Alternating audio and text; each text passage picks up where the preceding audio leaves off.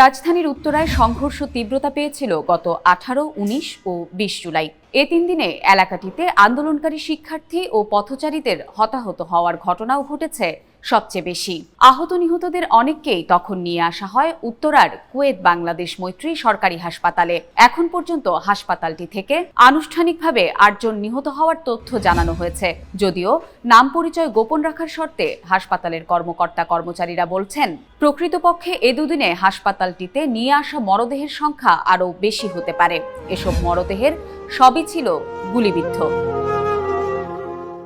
হাসপাতাল কর্তৃপক্ষের সঙ্গে কথা বলে জানা গেছে, 18 থেকে 20 জুলাই পর্যন্ত রীতিমতো হতাহতের ঢল নেমেছিল হাসপাতালটিতে। হঠাৎ চিকিৎসা সেবা প্রত্যাশীদের সংখ্যা এত বেশি হারে বেড়ে যাওয়ায় সেবা দিতে রীতিমতো হিমশিম খেতে হয়েছে তাদের।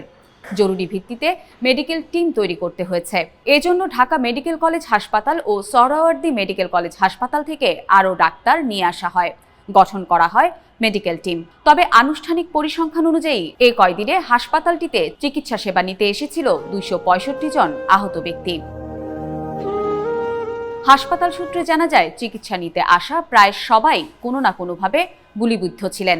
তাদের সবাইকে চিকিৎসা দিয়ে হাসপাতাল থেকে ছাড়পত্র দিয়ে দেওয়া হয়েছে।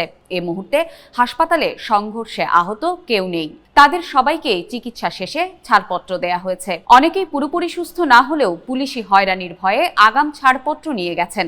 তাদের মধ্যে অধিকাংশেরই দেহ বুলেটবিদ্ধ অবস্থায় ছিল বলে জানিয়েছেন হাসপাতালের কর্মকর্তা কর্মচারীরা।